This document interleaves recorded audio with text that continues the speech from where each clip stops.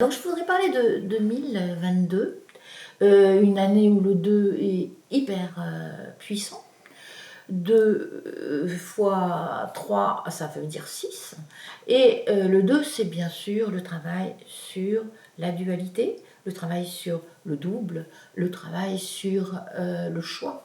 Dans le tarot, le 6 représente l'amoureux, c'est-à-dire l'être qui a le choix. Je crois que c'est une année où on va travailler sur le libre arbitre d'une manière extrêmement profonde, extrêmement vaste aussi, c'est-à-dire en le travaillant sur énormément de facettes, énormément de visages. Alors, je voudrais parler des transits les plus importants justement qui vont se jouer pendant cette année. Uranus, qui est la planète qui préside au renouveau, c'est-à-dire à faire rentrer du neuf, faire rentrer de nouveaux paradigmes dans notre réalité. Donc Uranus est toujours au carré de Saturne, qui, lui, est le gardien, on va dire, du passé, le gardien de la tradition, le gardien de ce qui a été, le gardien du temps.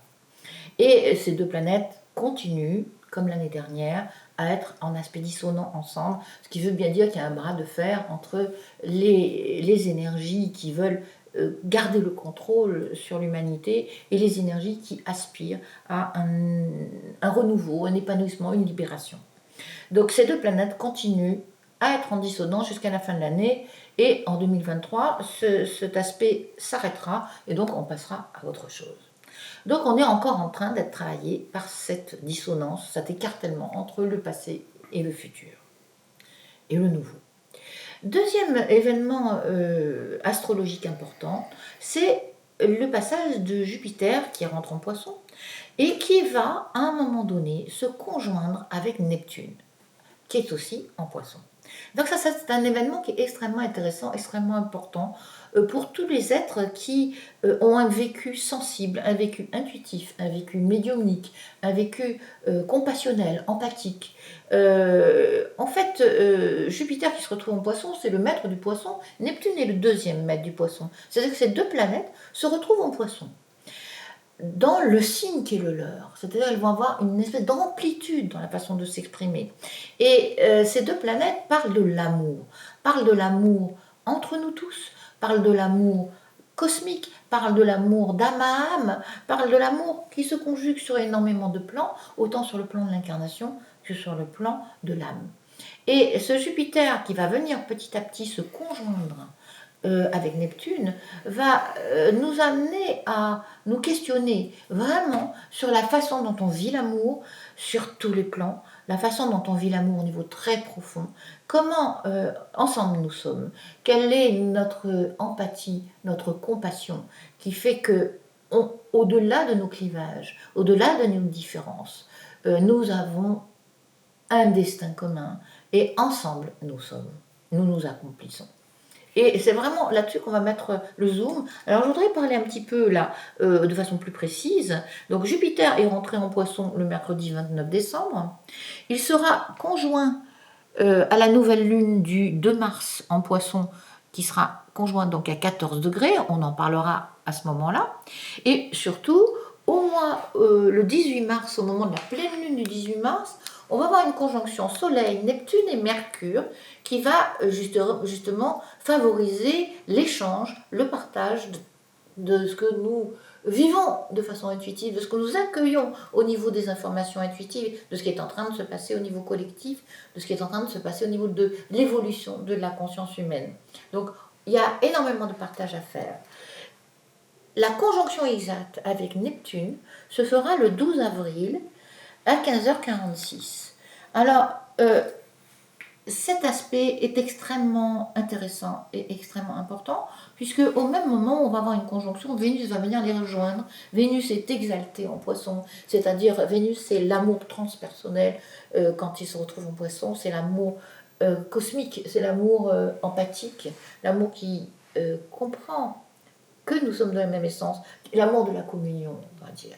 Et ce passage, en fait, de ces trois planètes d'amour en Poisson va ouvrir une fenêtre, de manière à ce que l'humanité, qu'on pousse à se diviser depuis 2 ans, et qu'on va continuer à pousser à se diviser dans l'année qui vient, va avoir une fenêtre, au contraire, où les êtres qui sont ouverts vont recevoir des bouffées d'empathie, comme pour faire un contrepoids. C'est-à-dire que l'amour va arriver comme une espèce de vague qui va proposer d'ouvrir sur quelque chose d'irrationnel et de dépasser nos clivages. Alors, il faut se dire aussi que le poisson, c'est un signe double, c'est un signe mutable. Au niveau du, je dirais, du symbole, on a deux poissons, l'un au-dessus de l'autre, un qui va dans le sens du courant et un qui va dans le sens de descendre vers les marécages. Et le poisson a ces deux mouvements possibles. C'est-à-dire que là, il va y avoir énormément de planètes qui vont se retrouver en signe mutable. Et le signe mutable, c'est je suis devant mon libre arbitre. Qu'est-ce que je vais choisir ? Et je crois que l'humanité, dans cette année 2022, va être confrontée à je dirais des défis de taille au niveau du libre arbitre. Qu'est-ce que nous allons choisir ? Et est-ce que nous allons choisir de rentrer dans un monde de dédoublement où nous allons peut-être rentrer dans une réalité, on parle de métaverse, c'est-à-dire de réalité virtuelle que l'on va construire en parallèle, dans lequel on va se déplacer psychiquement en laissant notre corps immobile dans cette dimension du réel que nous avons connu jusqu'à maintenant. Est-ce que donc on va déplacer notre corps astral, notre corps mental dans une autre dimension pour fuir les contraintes qui semblent vouloir organiser la nouvelle société et empêcher les humains de bouger, de s'accomplir, de se mouvoir selon leur propre élan personnel qui vient de l'intérieur? Ça, c'est des questions qui vont se poser. On est devant un choix de civilisation, un choix de réalité. Le métaverse, c'est une façon de fuir la réalité qui est trop oppressante, c'est-à-dire se déplacer dans un monde virtuel dans lequel on aurait finalement beaucoup plus de liberté puisqu'on n'est que de l'esprit. Mais il ne faut pas croire, à l'intérieur de nous, nous avons des empreintes, nous avons un univers, nous avons un monde qui, quel que soit le plan sur lequel nous allons vivre, nous allons déplacer avec nous, avec notre regard, les tâches qui sont sur notre regard, c'est-à-dire où que nous regardions, nous sommes holographiques, où que nous allions nous déplacer pour vivre, nous allons nous déplacer avec les problématiques qui sont les nôtres et qui sont celles que nous sommes venus transmuter sur ce plan-là. Où que nous soyons, nous aurons les mêmes choses à résoudre et les mêmes histoires à transmuter et les mêmes divisions à réparer. Et c'est là où finalement cette illusion de penser que sur un plan virtuel ce sera plus facile et qu'on va enfin respirer est une illusion qui ne va pas tenir le coup très longtemps parce qu'on va vite se rendre compte qu'on déplace. Où que nous regardions, nous déplaçons ce que nous n'avons pas encore résolu. Et c'est à nous de le résoudre à l'intérieur. Et lorsque quelqu'un résout quelque chose à l'intérieur, c'est sa participation au collectif sur un plan vraiment cosmique. C'est assez extraordinaire d'ailleurs de savoir que chaque être, dans ce qu'il fait en réalité dans son athanor intérieur, c'est ça sa participation. Après, chacun va le faire à sa manière, au travers de ses actes, au travers de ses échanges, au travers de ses actions, de ses créations. Peu importe sous quelle forme nous allons participer, l'important étant de participer en réalité, en profondeur et en authenticité. Je voudrais continuer un petit peu là-dessus parce que faut se dire aussi que pendant ce temps, il va y avoir les élections en France. Or, j'ai fait une petite recherche et je me suis rendu compte que au moment de la Révolution, c'est-à-dire au moment où la première République a été construite, nous avions une conjonction, je vais vous montrer ça, une conjonction Jupiter-Neptune dans le ciel. Au moment où la République a été fondée, nous avions une conjonction Jupiter-Neptune. Et au moment de la 5e République, c'est-à-dire celle que nous sommes en train de vivre, nous avions aussi, au moment de la fondation de la 5e République, nous avions aussi une conjonction Jupiter-Neptune qui se faisait en Scorpion. Ce qui est quand même intéressant. Et ce qui va se passer donc au moment des élections en France, nous allons avoir, je vais vous montrer ça. Alors j'ai tiré les thèmes du premier tour et du deuxième tour, mais dans les deux cas, nous avons une conjonction aussi Jupiter-Neptune, mais en Poisson cette fois-ci. C'est-à-dire que tous les 13 ans, nous avons une nouvelle conjonction Jupiter-Neptune qui se fait, mais pas dans les mêmes signes. Mais en tout cas, par rapport à la République française, ce qui est quand même intéressant, c'est que cette conjonction Jupiter-Neptune se retrouve pratiquement, ou en tout cas ces deux planètes se retrouvent pratiquement dans tous les thèmes des différentes républiques en relation, soit en conjonction, soit en sextile, soit en trigone, mais ils ont une relation, c'est-à-dire comment ensemble nous sommes. Et j'ai trouvé ça intéressant qu'au moment des élections, nous avons un retour de cette conjonction-là. Ça veut peut-être dire aussi, avec toutes ces planètes en signe d'eau que nous allons avoir au mois d'avril, où nous allons avoir en poisson, nous allons avoir Mars, nous allons avoir Vénus, nous allons avoir Neptune, nous allons avoir Jupiter, c'est-à-dire 4 planètes en poisson.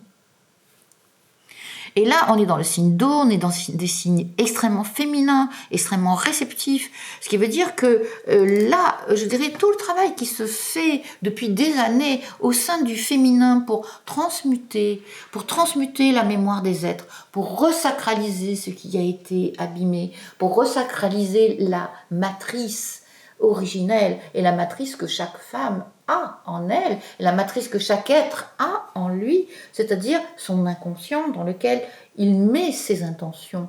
Les graines, c'est les intentions. Il met son attention. C'est des graines qui vont pousser dans sa réalité. Donc, quelque part, c'est un temps extrêmement intéressant pour se consacrer à la réparation du sacré de notre réceptivité et de notre matrice, c'est-à-dire tout ce que nous mettons en nous, qui va pousser et qui va faire créer une réalité dans les temps qui suivent. Et je pense que ça va être un superbe moment pour que toutes ces matrices se rassemblent et mettent consciemment en marche la gestation d'un monde qui correspond à nos aspirations. Et c'est comme ça que nous allons pouvoir aussi, je dirais, faire un contrepoids, de manière à utiliser le sacré de l'être vivant et remettre ça à sa place en l'activant ensemble. Voilà, donc nous allons avoir des rendez-vous pendant cette année, des rendez-vous qui sont extrêmement importants pour justement répondre aux défis devant lesquels l'humanité est arrivée. Quel type de réalité nous choisissons de faire pousser dans nos matrices? Est-ce que c'est une matrice qui sera factice, dans laquelle nous avons envie de nous investir, ou est-ce que c'est une matrice dans laquelle nous avons envie d'aligner notre essence, notre être mystérieux, notre conscience, notre être profond, authentique, véritable, avec notre être incarné? C'est la question que nous allons nous poser pendant toute l'année. Je vous remercie de votre attention. Et bien sûr, nous donnerons beaucoup plus de détails au fur et à mesure. Mais je voulais vraiment vous prévenir que c'est une année tournant, une année où le choix sera extrêmement important pour ce qui viendra après.